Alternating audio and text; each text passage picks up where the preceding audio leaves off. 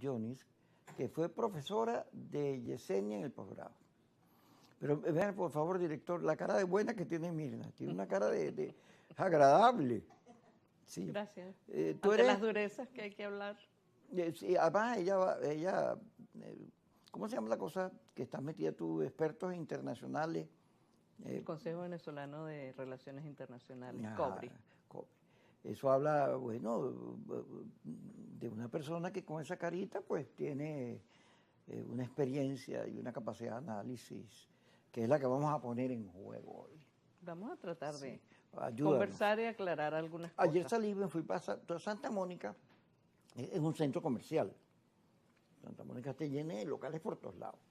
Yo a eso no le tengo, yo no soy de esa gente que dice, no, los comercios no, esto es una cosa residencial, yo no soy de eso, porque el progreso nos ha enseñado, sobre todo en ciudades como la nuestra, que no están organizadas, que cuando las urbanizaciones se ponen caras, las viviendas, porque son seguras, bonitas, etcétera, quienes las compran son los comerciantes, porque se ponen tan caras que la gente común no las puede comprar. Pero digo todo esto porque fui a comprar tengo un problema con un mesón que tengo que resolver, fui a comprar unos materiales. Entonces, en varios lugares me preguntaron, la invasión, Kiko, ¿qué opinas tú de la invasión? Y yo le digo, mire, yo no creo que eso se dé, me parece que eso es más una amenaza que otra cosa, pero lo que está ocurriendo alrededor de la invasión es una cosa para llamar la reflexión, sobre todo los odios que empiezan a aparecer por todos lados, ¿no? Unos odios que tú dices, wow. Y luego las jaladeras de mecate. Hay unos países que son tan dependientes de los Estados Unidos que no tienen nada que ver con el asunto. Macron, que mandó unas lanchas, pero por Dios, señor, de ese supuesto, ¿qué es esto? Lo que pasa es que hay algunos intereses más asociados, sin pensar solo en subordinación. Recordemos que en el Caribe están también territorios que forman parte del territorio francés, sí, que son estos territorios asociados, algunos los llaman dependientes, etcétera, que es como son Martinica, Guadalupe, por ejemplo. Y también tienes en el caso del Reino Unido, que a su estilo también tiene sus particularidades con el gobierno de Trump, en las cuales tienen sus vínculos no de dependencia del Reino Unido frente a los del Caribe, sino justamente de son aliados. De estos territorios en el Caribe que aún no son independientes, más los que fueron posesiones coloniales, pero que hoy son independientes, inclusive tienen posiciones críticas, como en el caso de Jamaica, que está próxima a tener elecciones, o podemos tener también Trinidad y Tobago como reconocidos, pero también otros más pequeños que están más al norte, llamémoslo así, en el Mar Caribe, como San Vicente, las Granadinas, etcétera. Entonces hay que a veces estas reacciones tienen que ver un poco con los titulares y poco de profundidad, es decir, va el barquito en el Caribe sobre la superficie y se oyen, son como las luces y las alarmas, las cuales no hay que desmerecerlas, pero sin duda hay que evaluar cuán profundo es el asunto, ¿no? No es, digamos, no es falso, por llamarlo así, que hay una movilización de buques, de aeronaves y de todo un dispositivo militar en los países del Caribe, que a mi manera de ver es más pública, de manera reciente, con la aprobación de las disposiciones legales para el presidente Trump, pero este movimiento de protección y de seguridad en las aguas del Caribe ya tiene varias semanas, por no decir algunos meses. Se dieron algunas acciones y algunos, no tienen que ser acuerdos, sino operativos en un momento determinado con Trinidad y Tobago, que en este momento se le está diciendo que ahora es que está haciendo las cosas, no, eso tiene ya un par de meses. Pero Diosdado le dijo a Trinidad y Tobago de todo. Bueno, recordemos también que los cambios políticos que ocurren en ciertos países influyen en esto. Y en el caso de Trinidad y Tobago tenemos que hay un cambio de gobierno de hace unos 30 días aproximadamente y en la cual la posición del actual primer ministro no ha sido tan, no tanto complaciente, sino que ha sido mucho más crítica y mucho más volcada a lo que es una posición crítica frente al gobierno venezolano y por eso los chispazos que hay.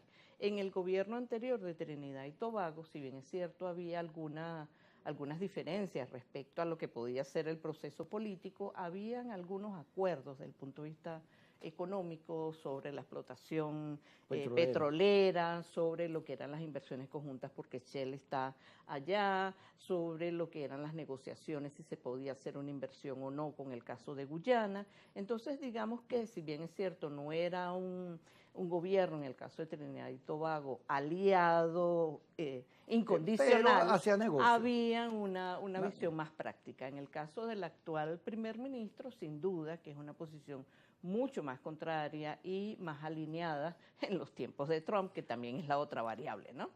Yo he comentado mucho la película Superman, he comentado, ¿no la viste? No, la reciente no. Superman es un inmigrante acusado por el gobierno de los Estados Unidos por Luthor, que en este caso Luthor es más Trump que Luthor. Y Superman es muy bueno, pero lo persigue. Te digo esto porque en el caso del señor Trump había dicho que él no iba a ser el policía del mundo, en el debate con la Clinton. Cuando él le ganó a Clinton, él tuvo esa oposición.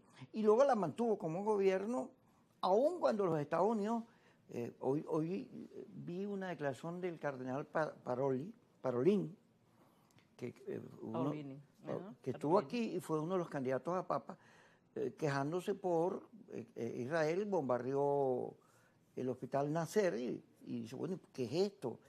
Entonces, el señor Trump, en el primer gobierno, intentó con Guaidó, él lo dijo en Texas, en la campaña, dijo, no, yo lo que quería era el petróleo.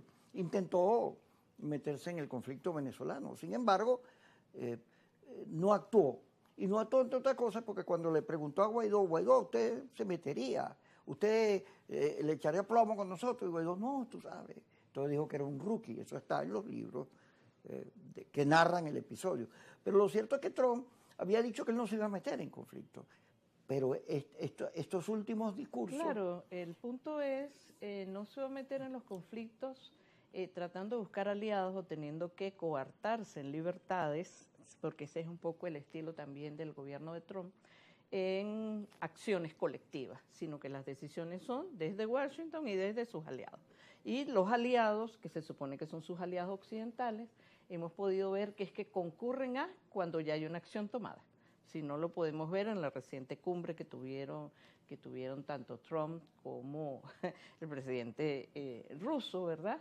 En la cual hubo esa reunión y más nadie invitado, solo ellos dos, cuando en otros tiempos se convocaban a unas reuniones un poco más amplias, si vemos en el gobierno de Biden, pero bueno, son dos estilos totalmente diferentes, lo que significa recoger velas. ¿Pero qué crees tú? Recoger velas. Mira, porque Trump, cuando tenía como 40 años, escribió sobre el libro sobre la negociación.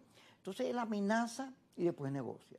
Pero en el caso venezolano, ya esta es la segunda oportunidad en que le toca enfrentar el tema. Él llegó a decir que Maduro era un duro, pero ahora pareciera que tiene un tema ahí de chantaje con los mayameros. Primero son estilos diferentes.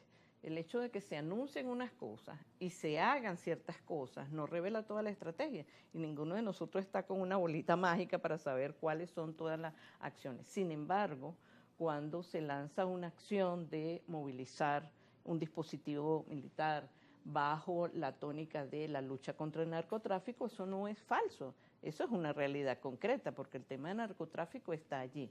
Ahora, que sea escogido como una bandera que también cubre una estrategia múltiple o una estrategia concreta específica, bueno, eso forma parte de la política, sea en política interna o sea en política internacional. Lo que no quiere decir que en el caso de Trump pudiéramos señalar que es que opera de la misma manera en todos los frentes, porque en todos los frentes no hay los mismos intereses, ni las mismas complicaciones, ni las mismas prioridades. Una cosa es en el Medio Oriente, en el caso de Gaza, con Israel, o lo que hizo con Irán, que tiró la mano y después recogió la vela, o en algunos otros. Entonces, hay que ver cada cosa en su aspecto. Lo que sí es cierto es que tiene una acción mucho más individual desde el punto de vista del liderazgo de los Estados Unidos, porque también considera que ese liderazgo colectivo lo que hizo fue disminuir el poder de los Estados Unidos, de su capacidad de negociación, y por eso da golpes y retira porque es otro estilo de negociación. Pero fíjate que no le ha ido bien con su política de Bueno, aranceles. eso es otra cosa. La inflación que hay en los Estados Eso Unidos. es otra cosa. Lo tienen las encuestas muy mal. Vamos a ir al corte y vamos a hablar de todo esto, de todas estas aristas. Porque, fíjate, lo de Gaza, el señor Netanyahu, la verdad que el que diga que él es un héroe de la libertad, ese señor no solo viola los derechos humanos, sino que es un poco sangriento, él, para decirlo de alguna manera. Y sin embargo, es un aliado, no le tiran sanciones, no lo amenazan, no lo acusan. Es el aliado incómodo.